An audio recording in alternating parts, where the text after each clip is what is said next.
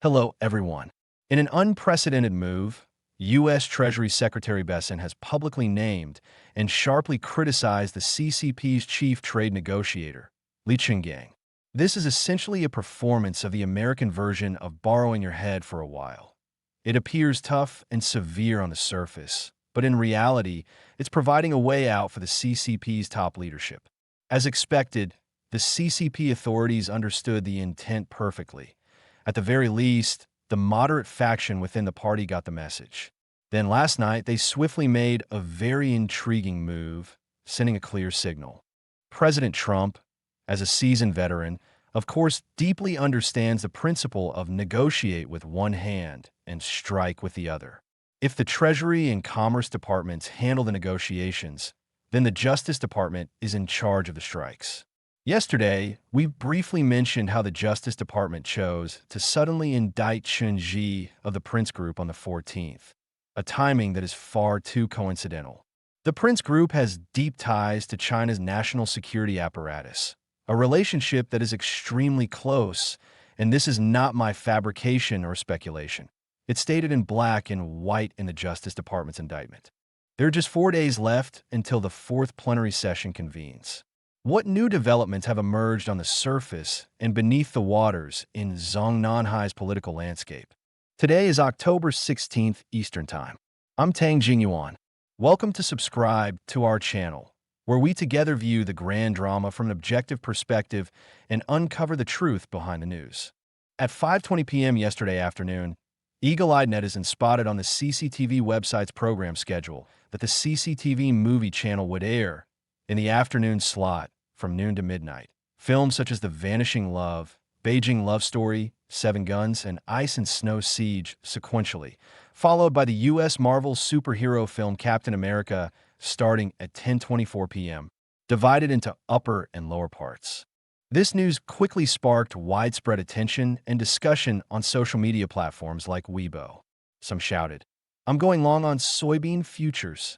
Others reacted in shock. Have they reconciled again? Or, it's not Wolf Warrior after all? Still others joked, saying the film titles should be read in sequence. The signal is Seven Guns Siege Captain America, and so on. This signal is, of course, extremely intriguing. As everyone knows, during the escalation of the U.S.-China trade war in 2019, the CCTV movie channel once continuously aired films like The Battle at Shanghanling and Heroic Sons and Daughters, multiple anti-American aid Korea-themed movies. After Trump and Xi Jinping spoke on the phone and the trade war tensions eased dramatically, the movie channel immediately broadcast Yellow River Lovers, a romantic film featuring Ning Jing as an 8th Route Army female soldier collaborating with an American soldier against Japan during the war, truly embodying the entertainment industry's U.S.-China husband and wife theory. At the time, the movie channel even posted on its official Weibo account, "We're using films as a form of literary and artistic work to respond to the current era." This time, the trade war is no exception. In May this year, after both the U.S. and China announced substantial progress in the Geneva talks, the CCTV movie channel immediately previewed that it would air the film New York, I Love You on the evening of May 12th. But this triggered massive online debate, with many posts still brimming with fervor to fight the American imperialists to the end, harshly criticizing the movie channel's sixth princess for being overly obsequious and damaging the nation's dignity and personality. Afterward, CCTV was forced to temporarily pull the film and replace it with the Italian comedy Welcome to the South, and related hot search topics were censored. So, what's the point of me rambling on about all this? First, CCTV scheduling Captain America at this critical juncture is clearly no coincidence. It's an arrangement directed by the Central Propaganda Department. The purpose is to release a signal of easing current tensions, or, to put it more seriously, a signal of the CCP softening and yielding. Why do I say that? Because Captain America is obviously a carefully selected film. If the earlier Yellow River Lovers in New York, I Love You were a bit too overt and made the Chinese side seem overly fawning with a somewhat lowly posture, then this time's Captain America is markedly better. It's a classic Marvel superhero movie and a quintessential American main melody film. The protagonist, Captain America, not only has a tall, handsome image, but also exceptional character and an overwhelming sense of justice. Moreover, Captain America is the big brother leading a team of superheroes, which perfectly aligns with Wang Yang's shift to the US-China brothers theory after his husband and wife theory was criticized. In other words, airing this film doesn't make the Chinese side lose face, while subtly flattering the American side and implying acknowledgement that the US is the leading big brother, and, as the little brother, they're willing to cooperate. In my view, this is undoubtedly a signal from the moderate faction. Of course, for now, it appears the moderates are temporarily in control, but Xi Jinping and the Xi family army, the anti-American hardliners, could still stir things up at any moment. After all, the Xi family army has dominated the scene for over a decade, with deep roots and vast networks. To completely purge them without shattering the vase in the process, within a mere year, is in fact an impossible task, leaving room and phase for the moderates while ruthlessly striking the hardliners. This is the strategy we've observed from the Trump administration in the US-China trade war. Beyond Besant's verbal warnings, the U.S. Justice Department's takedown of Chun-Ji's Prince Group is a heavy blow to the CCP's hardliners. According to public disclosures in New York court documents, two key figures who helped launder the massive funds defrauded through pig butchering scams for Chun-Ji are both Hong Kong citizens and residents, referred to in the documents as Conspirator 5 and Conspirator 6. They used complex cryptocurrency techniques to launder money for the Prince Group. Conspirator 5 served as Chen's personal financial manager and a Prince Group partner, while Conspirator 6 was another partner in the group. The U.S. Treasury Department's press release discloses that one is named Zhou Yun, Sandy Zhou, born in Hebei in 1982, and the other is Alan Yeo. Many people may have noticed a key issue. This time, the FBI from across the ocean swooped in and nailed the mastermind, accomplices, and over 100 related companies in this major case clean and clear, even tracing the fund flows and mastering the Bitcoin private keys. Yet China's public security system, including the Hong Kong police, turned a complete blind eye to this tumor right under their noses. Are they incompetent? Of course not. In paragraph 27 of the indictment, there is the following record. Chun-Ji and his co-conspirators used political influence to shield their fraudulent activities from interference by law enforcement agencies in multiple countries, including China's Ministry of Public Security, MPS, and Ministry of State Security, MSS. Prince Group executives bribed public officials to obtain intelligence ahead of law enforcement raids on the group's scam compounds. Additionally, Chun-Ji assigned Conspirator 2 to oversee the Prince Group's risk control, tasked with monitoring law enforcement investigations and engaging in back-channel deals with foreign officials to advance the group's interests. In paragraph 28 of the indictment, several examples are specifically listed. For instance, in May 2023, Conspirator 2 met secretly with a Ministry of Public Security official who indicated he could help Prince Group associates escape. In return, Conspirator 2 offered to take care of the official's son. Around July 2023, Conspirator 2 instructed a Chinese law enforcement officer to have local police, on behalf of the Prince Group, extort and rob local businesses, after which Conspirator 2 would negotiate protection deals in the name of the Prince Group or himself. First rob, then protect. In the same conversation, Conspirator 2 boasted that whenever scam parks faced enforcement actions, the Prince Group was never affected. Conspirator 2 and Chun-Ji continually discussed risk control, mentioning contacts within the Ministry of Public Security. Chun-Ji also bragged to others that the Ministry of State Security would leak enforcement intelligence to him in exchange for massive monetary rewards. These disclosures are actually just the tip of the iceberg. In January this year, mainland actor Wang Xing was scammed and trapped in the Mayawati scam park, which caused a huge stir at the time. A well-informed source deeply familiar with local conditions then revealed to me that the sprawling scam park industry across Southeast Asia is truly backed by China's Ministry of State Security as the big boss. The scam parks initially sprouted and grew into tumors along the Belt and Road Initiative under Xi Jinping's auspices. Initially, much of the funding came from the Ministry of State Security, and many large scam park managers were themselves state security agents. Later, the Ministry of Public Security and various infrastructure departments also jumped in, of course, to get a piece of the pie. In a word, the scam parks that plague the world and are rampant and hard to eradicate are essentially state criminal organizations run by the CCP security apparatus. When we say the CCP is an evil-doing national crime syndicate, this is not emotional cursing or rhetoric, but an objective, factual description. Therefore, this time, the American imperialists dismantling the Prince Group, seizing over 127,000 bitcoins, with total forfeited assets reaching $15 billion. Not exaggerating. It's almost like carving a huge chunk of flesh from the CCP's Ministry of State Security, or even severing one of its black hands with a single stroke. What does this mean? In early this year, the U.S. government held only 198,109 bitcoins, valued at about $14.8 billion at the time. So, the Prince Group case alone roughly doubles the value of bitcoins held by the U.S. government. The national security apparatus manipulated the Prince Group to scam for over a decade, only to return to square one overnight, all assets falling into American hands and confiscated in broad daylight. The global public applauds, while the CCP's national security feels the pain in flesh and heart, yet can't complain or even hum a sound. One can imagine the taste and mood. So, in observing the direction of the U.S.-China trade war, the truly critical issue isn't on the American side, but who can dominate the trade war strategy on the CCP side.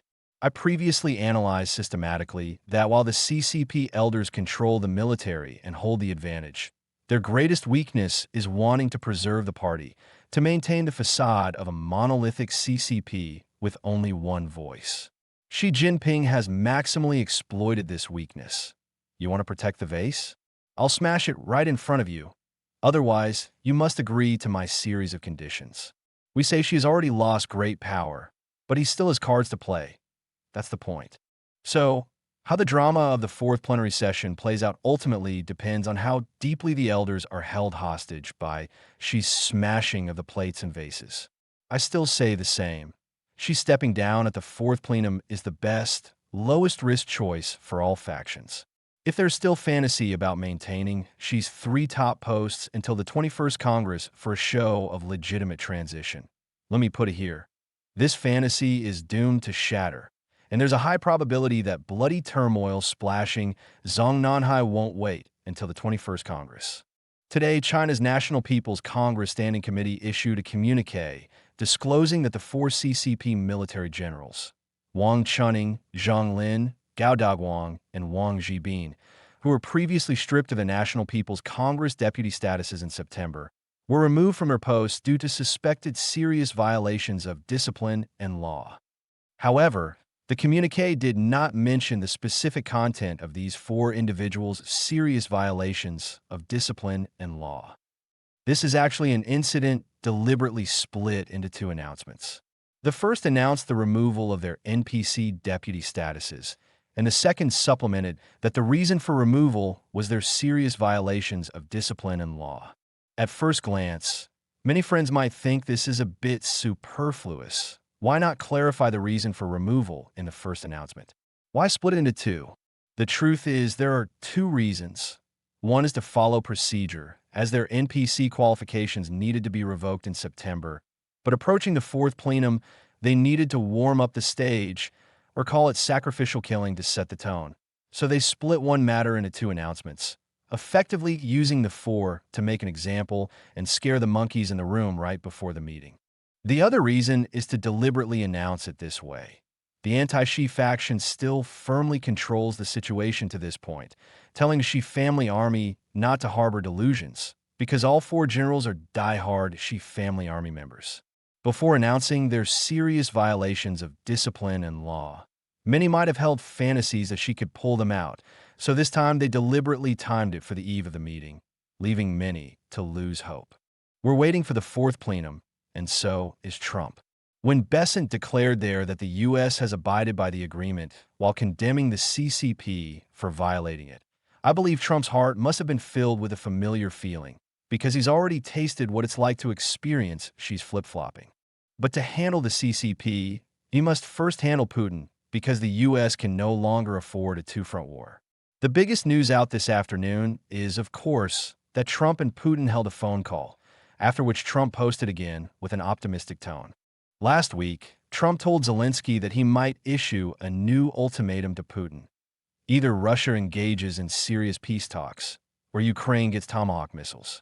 According to the previously announced plan, Trump and Zelensky will meet at the White House tomorrow to discuss the possibility of Ukraine receiving Tomahawk long-range missiles. As a result, Putin preempted today with a call to Trump.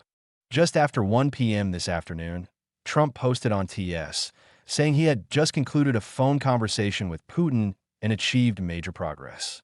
Putin congratulated Trump on the Middle East peace agreement, thanked and complimented Melania for her dedication to children's causes, then spent a lot of time discussing post-Ukraine war trade issues between Russia and the U.S. with Trump.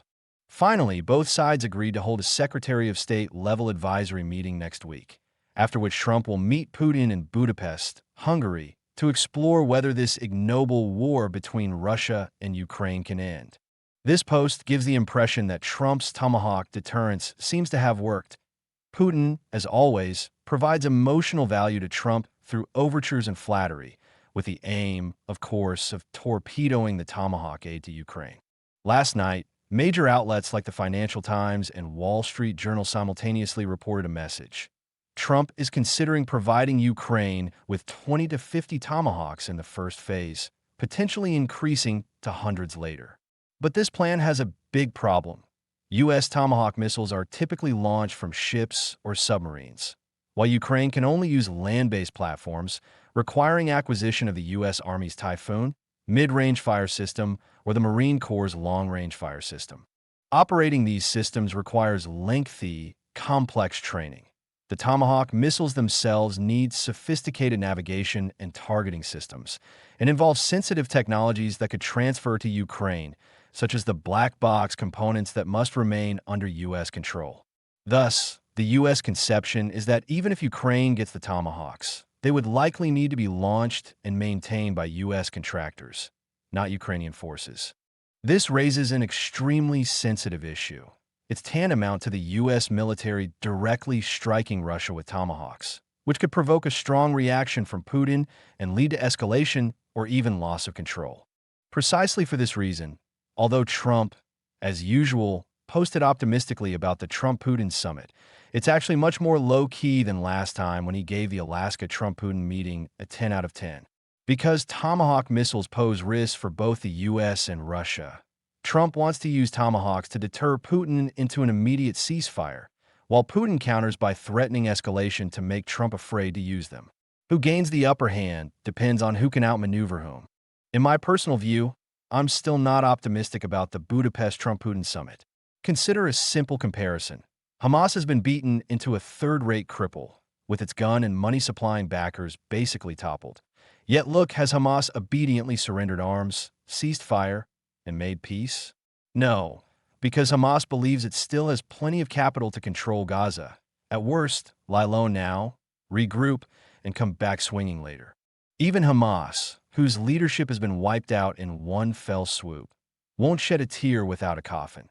So how much more so for Russia, the number 2 nuclear power with a million-strong army?